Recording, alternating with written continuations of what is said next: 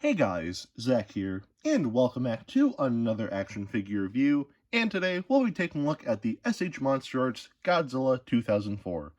Now, this version of Godzilla comes from the 2004 film Godzilla Final Wars, which, I'll be honest and say, it's not my favorite Godzilla movie. In fact, there are other Godzilla movies that I'd say are definitely better than Final Wars, but Final Wars is a movie that not only do I think is still enjoyable just because of how, insane it is, but also because Godzilla Final Wars means a lot to me. Godzilla Final Wars was the first Godzilla movie I've ever seen, and, it was what got me into the Godzilla franchise to begin with. And even in middle school, I absolutely loved Godzilla Final Wars. Everything about it was just great to me. I went ahead and said that, Godzilla Final Wars was even my favorite Godzilla movie. I mean, obviously that's not the case now. Of course, the original 54 film will always be my favorite Godzilla movie, but still, Godzilla Final Wars does mean a lot to me. And even in middle school, back when NECA was doing the Godzilla, doing their own Godzilla figures, I always really wanted them to do, a Final Wars Godzilla figure. I mean, that's kind of out the window, but still, I was, even after that, I was kind of thinking, NECA would be cool, but it'd also be cool if Monsterarts made a Final Wars Godzilla figure. So, yeah, 8 years later, sure enough, here we are with an Monsterarts Godzilla from Godzilla Final Wars. So, yeah, I've been wanting this figure for a while now. So, honestly, if my 14-year-old self or 13-year-old self were here today, he would be absolutely ecstatic to see an Monsterarts figure of the Final Wars design for Godzilla. So, yeah, yeah, I don't really have anything else to say. So, honestly, let's just get right into this. Of course, to start this review, I will take a look at the paint. And the painting on this figure is very nice, so let's take a closer look at that. So as you can see here, most of the body is the traditional charcoal gray that Godzilla is known for, with very subtle hints of blue throughout the figure. You can really sort of see it in the tail here. But yeah, that looks really nice. The toenails and fingernails are painted this glossy tannish color with a little bit of dry brushing at the base of the fingernails, which looks nice, though it's very minor. But you can kind of tell that a little bit of the paint for the nails very slightly bleeds onto the fingers, which is not a big deal. It's not that noticeable, but still, it's something I think is worth pointing out. Of course, the dorsal plates here are painted a nice white color with some black airbrushing in the center here, which is what Godzilla is known for. I don't know why, but on mine, there's a lot of paint chipping, especially on this dorsal plate right here. I don't know if it's supposed to be like that, but yeah, it just looks a little distracting. But again, the little outer ridges here on the back of the neck and on the tail here, again, painted the same whitish color as the dorsal plates. Going to the head here, we can see that the eyes are painted orange with black pupils, and the teeth are painted this brownish color. I don't know, I feel like the teeth should have been a different color than this, but maybe a color closer to the fingernails, but still the painting here isn't terrible. And of course the tongue, as you can see, is this purplish color, but it has a very nice glossy finish to it. And same with the roof of the mouth. And yeah, that's pretty much it for the painting on this figure. And the painting here is very nice. So the painting here, I'd say, definitely gets a pass. Now we'll take a look at the articulation. And the articulation on this figure is actually very nice. So let's take a closer look at that. So starting off with the head here, we can see that the mouth can open like so, but it's not on a hinge joint, it's on a ball joint, so you can do something like that for some reason. But yeah, the base of the head here, there's a ball joint and another ball joint at the base of the neck here. The waist is on a ball joint, so you can twist around a little bit and he can crunch like so. The shoulders here are on ball joints. And we have a bend at each elbow. Now, the hands are on ball joints, but the thing to point out, when I got mine, I don't know why, the hands were just popped off, like, in the box, which wasn't really the best thing. Granted, like, right now where I live, it's pretty hot out. It's like, 80, almost like 90 degrees out. Of course, it's summertime, that makes sense, but yeah, maybe, like, the heat just, like, softened up the plastic and made, like, the hands pop off, but, that's probably the case, because once I, brought this figure inside, I just let this figure cool down a little bit, and I popped the hands back on, and yeah, now they're not popping off, which is really cool. So, yeah, just do be careful of that. If you're, like, ordering this and you live in, like, a really hot, like, place, just be careful that nothing's popped off, and you should be good. The hips here are on ball joints. We have a bend at both of the knees. And the feet, or the ankles here, I should say, are on ball joints as well. Now, the tail here is filled with segmented ball joints, which is really cool to see.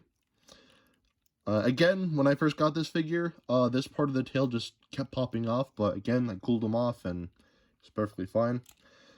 Something to point out on mine, this joint here, it's a ball joint, but, like, it's stuck.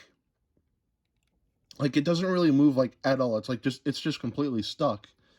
So, I can't really move the tail a whole lot. I tried, getting in there with some dish soap, but even then, that wasn't really working out for me. So, yeah. I don't know what else to do, but at the same time, I don't want to break this guy because, not the cheapest figure around. So, yeah. Anyway, yeah, that's pretty much it for the articulation. And the articulation on this guy is very nice. Even though the joint on the tail for me is a little, it's stuck. But, other than that, though, the articulation here is very nice. So the articulation here definitely gets a pass. Now we'll take a look at the sculpting. And the sculpting on this figure is amazing. Pretty much one-to-one to what we see in Godzilla Final Wars. And, yeah, overall it looks great. On the limbs here, like, particularly, like, the arms, this figure does have some, some very noticeable gaps, but that's for the articulation, so honestly, I am completely okay with that. Also, I don't know if this is accurate or not, but on this figure, it looks like one eye is bigger than the other. According to my friend, that is accurate, but even then, he said that he wasn't 100% sure. But, yeah, either way, that's not really a problem for me, because, honestly, the more King K. Rool references, the better, so there you go. I'm sorry, I just really love King K. Rool, but, yeah, but overall, the sculpting on this figure, pretty much perfect. I like it a lot, and like I said, it captures the likeness of the, 2004 suit perfectly, and yeah, sculpting here, very good. So the sculpting definitely gets a pass. Now we'll take a look at the detailing, and the detailing on this figure, just like with the sculpting, is beautiful. So let's take a closer look. So starting off with the head here, we can see that all of the little scales and all the little, spikes on the back of his head are detailed beautifully. And even the inside of his mouth, you can see there's just a lot of great detailing there in the roof of his mouth and the tongue. Just a lot of great detailing. Again, just throughout the figure, we have a lot of really nice, a lot of really nice scaling, which are just beautifully defined. All the scales here look amazing. And just a lot of really nice musculature. Again, the arms here, a lot of really nice scaling throughout this figure. And same with the other side too. Again, just a lot of really nice detailing here. And even the legs here, again, a lot of great musculature, like in the calves here and whatnot. And the feet, detailed very nicely. The dorsal plates here are detailed beautifully. Again, everything here is just like very like nicely defined, and just like it just pops. It just looks really nice. And going to the tail here again, all the scaling and all the creases in the tail, look amazing. So there that is.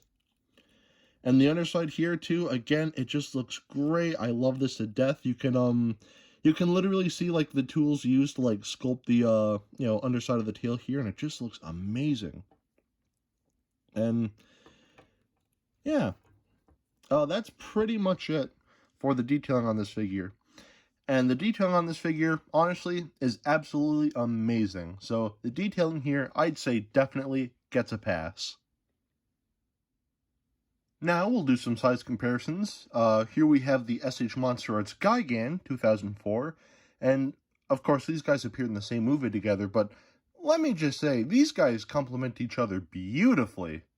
Here this guy is with the very first Godzilla figure I've ever owned, the Bandai Creations Godzilla 2004, and really quick, I just want to say, seeing these two together, like this new Final Wars like Godzilla figure and like my original one from when I was a kid, seeing these two together, I'm not gonna lie, it really does warm my heart, so yeah, it is really cool to see these guys next to each other.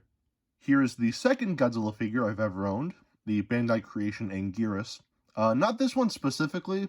Unfortunately, my original Anguirus didn't really survive my childhood, so I got this guy, like, later on, like, a few years after my original one, but still, here these guys are. And really quick, I just want to say, Bandai, if you're listening, a Monsterarts Final Wars Anguirus would be really cool. And of course, here this figure is with Dr. Billy Grant and some hand sanitizer. So at the end of the day, should you get this figure? Honestly, I'd say yes. I think all personal bias aside, I think the painting on this figure looks really nice. The articulation here is great, and this guy is very fun to pose. The sculpting is very good, and the detailing is exquisite.